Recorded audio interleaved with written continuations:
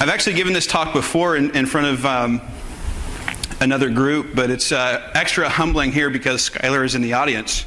So if she laughs at something that's not a joke, just know that I'm a work in progress.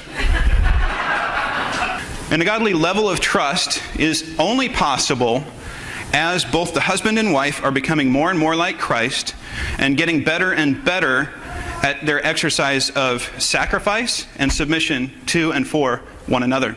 Men reflect God's image through their masculinity. Number 2, women reflect God's image through their femininity. And number 3, marriage reflects God's image through unity. Even after sin came into the world, all people everywhere, all races, all beliefs reflect God's image because we are created in God's image. So what's different about Christians? The thing that makes Christian marriages different is not just that we are reflecting God's image, it's that we are reflecting Christ's image. Marriage is the metaphor. Jesus' love for his people is the point. And if you mix those up, this stuff gets really confusing. So in this whole discussion of headship and submission, if we try to make one better than the other or one superior to the other, we're wrong because Jesus did both. And both men and women in their own marriages have an example to follow in Jesus Christ.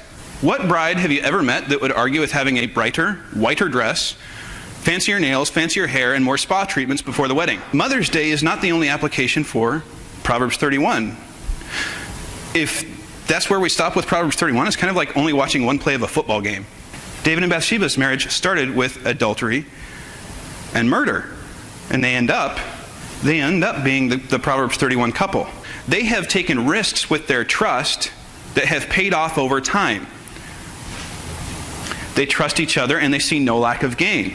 Any of us, by following Christ's example of submission and Christ's example of sacrifice, can have a marriage that looks like this. Both sides of this are necessary for a marriage to work. If only one person is doing their part, it's like trying to drive a car that's only got wheels on one side. It's going to go in circles.